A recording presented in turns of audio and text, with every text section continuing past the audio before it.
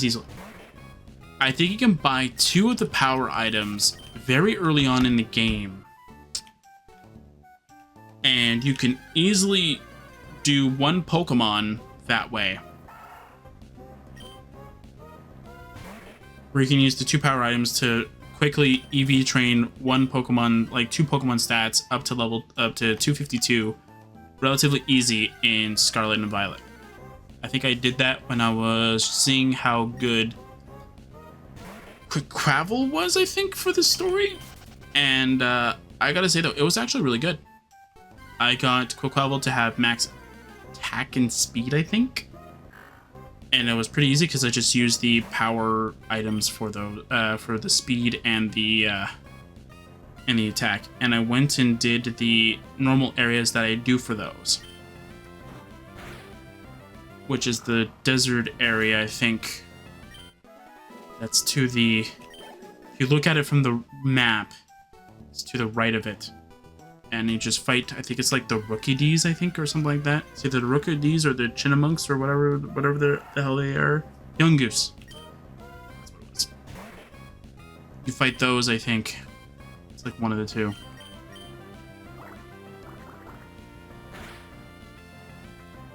And then I think I stayed there, and I think that's where I leveled up my speed, because I think Rookie D was also for speed. Then I just stuck there for a little bit until those 2 were at 252. Then I went back to the first route and then fought the 3 or 4 Pokemon that spawn there that give you health EVs. I did it again. You know what? For speed, that's fine. I'll make sure I won't make that mistake on here again. For speed, that's fine, because at least it gives me a little bit of an advantage. But yeah.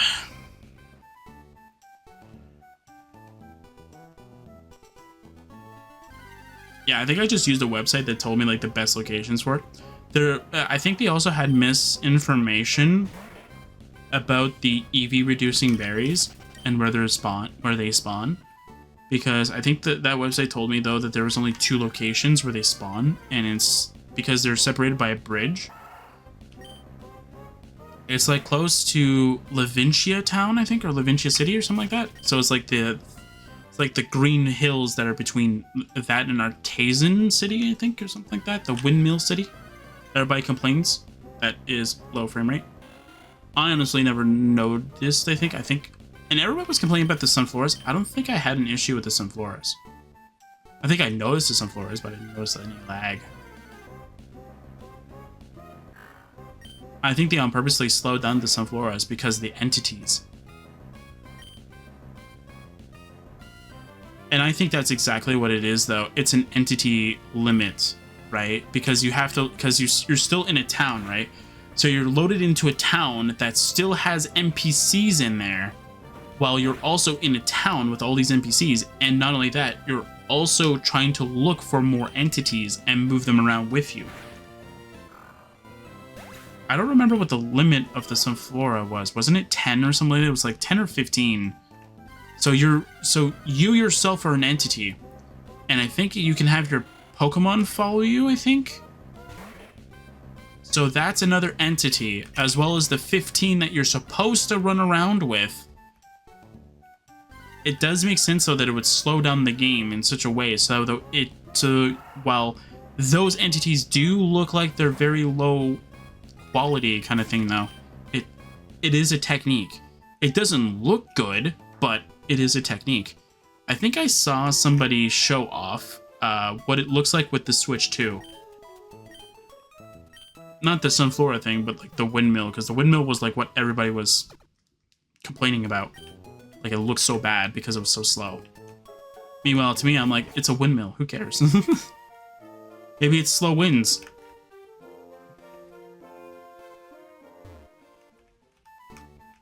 Maybe it's slow winds and it's just barely moving. Who knows?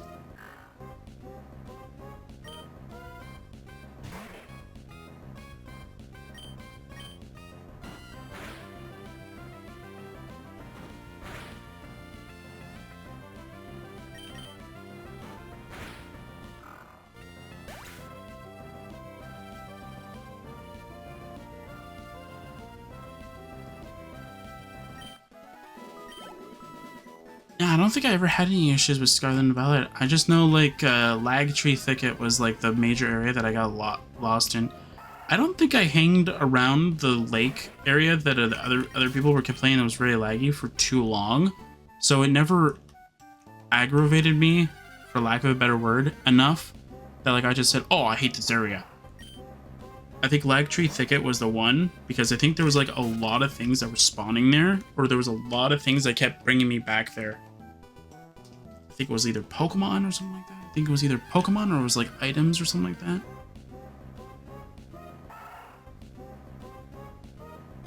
I don't remember. There was like something that kept bringing me back there, and I was just like, okay, I hate this area.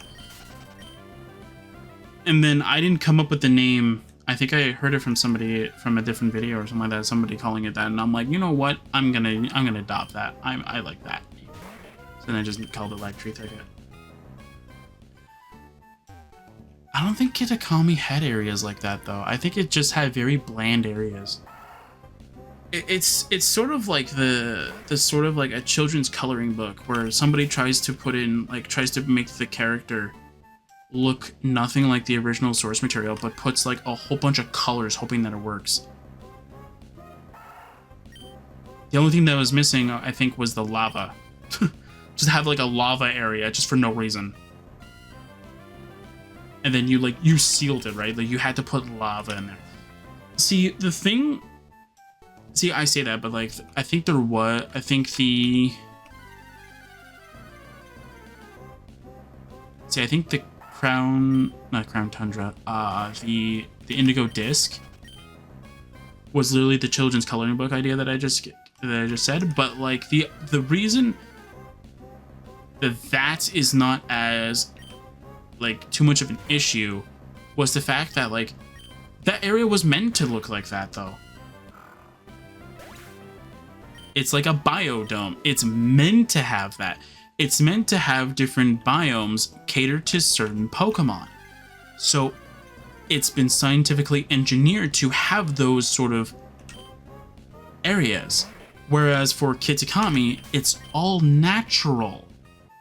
So that's where I thought it was weird. That it has these certain features that feel like they're alien to what it should be. That's my opinion though. I'm not saying it's truth. I'm just saying it's my opinion. So if you thought the same thing, hey, we're thinking on the same wavelength. But if you're not, that's fine. That's your opinion. But that's how I was thinking of it, and I was like, okay, this doesn't make any sense.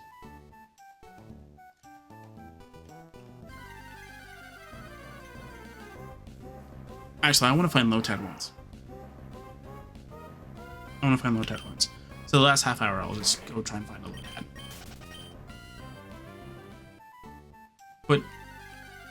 But yeah, like, I think that, like, I liked Kitakami. I haven't seen anything for anything, like, I haven't seen, like, a lot of people play with the Switch 2 for it. I think I've seen one person, when they got the Switch 2, they decided to do the whole Pecha story. And it was clean, everything was, like buttery smooth kind of thing. Like, you can tell there was some kind of overhaul done in the background or something like that, because everything is like running at like 60 FPS kind of thing compared to like the 30 and lacking of the of that frame rate. So I gotta say though that the improvements are there. It's just so surprising to me that like when I first got my Switch, okay, when I first got my first Switch, which I don't have anymore. I've had 3 Switches. The first one's gone. Second one is my current one that I use for recording, and my third one is my homebrew one, which I did use to back up all my saves physically.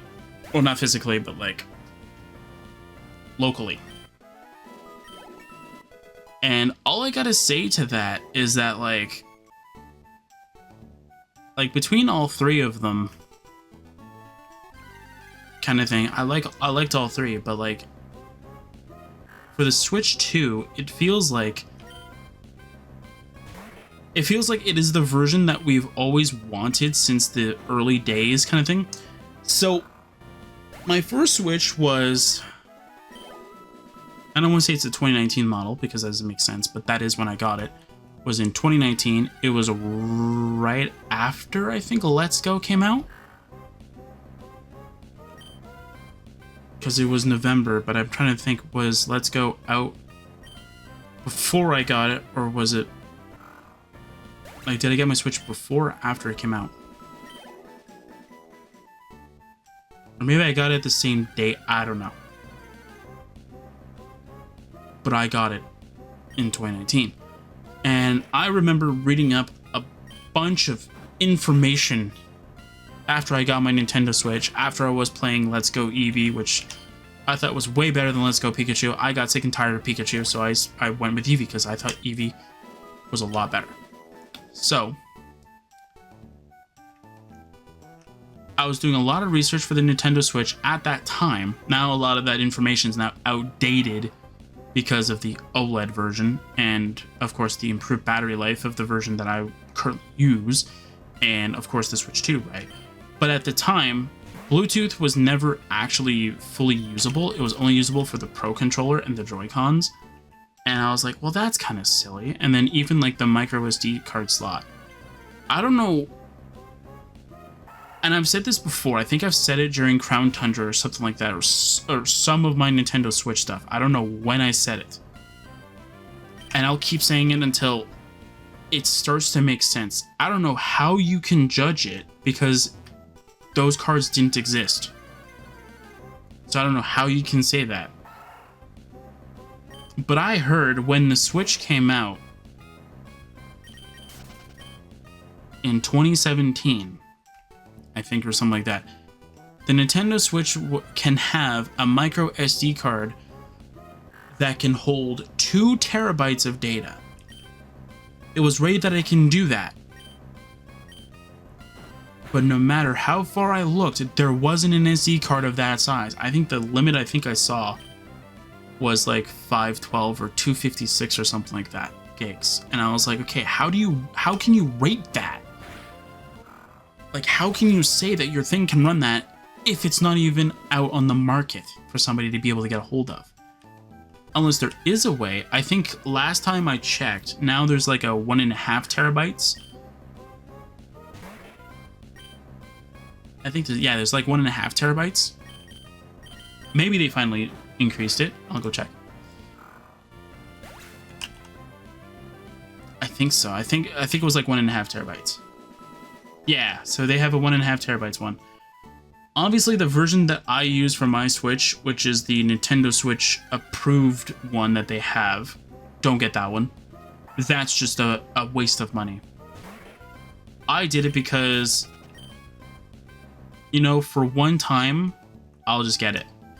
But I'm never gonna get it again. It's not worth it. $130 for it.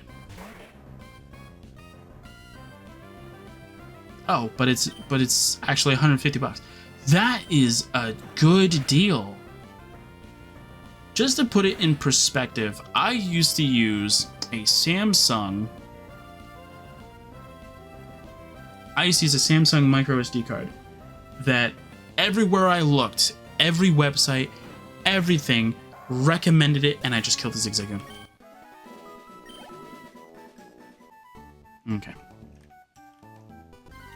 Everybody recommended this Samsung one for whatever.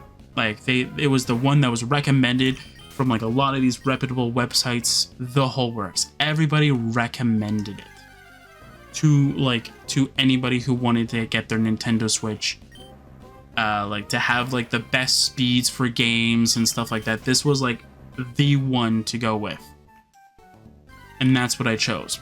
And then when they came out with, I think I spent $60, I think, on it. Yeah, I think it was like $60.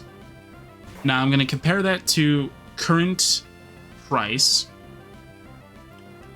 So it might not be too much. I apologize.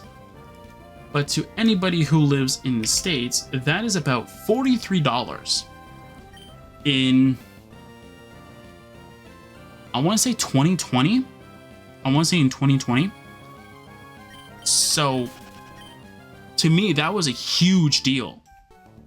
So I got it. And then later on, they came out with a 512 of the same one, same speed, same everything, but double the capacity. So I was like, you know what? This 256 is very bad because I'm buying all my Nintendo Switch games digitally because I don't really care for the cartridge that much.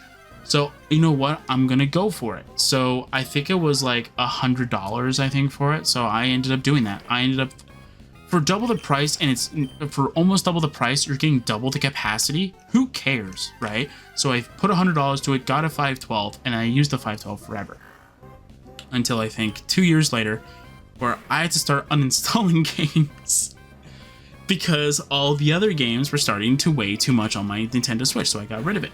So then I think I got a 1 terabyte. Did I get a 1 terabyte SanDisk thing first? Or a normal one before I got the Nintendo Switch one? I'm trying to remember if I did.